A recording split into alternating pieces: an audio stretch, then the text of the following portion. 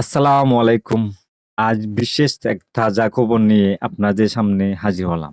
বিশেষ করে বাবুল থানা, নবীগঞ্জ থানা মানুষের জন্য এই ভিডিওটি খুবই গুরুত্বপূর্ণ। তাই দয়া করে দেখার চেষ্টা করবেন।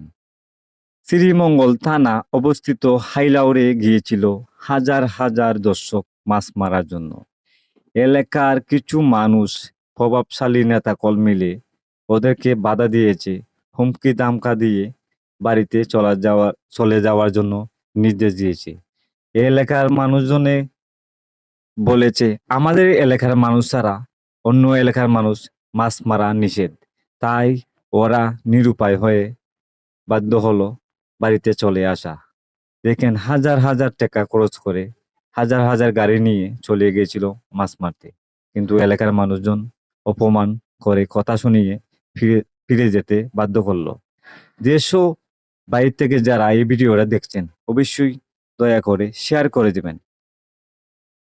আমাদের এলাকার মানুষজন সিদ্ধান্ত নিয়েছে ওদের ওখানে আর মাছ মারতে কখনো যাবে না।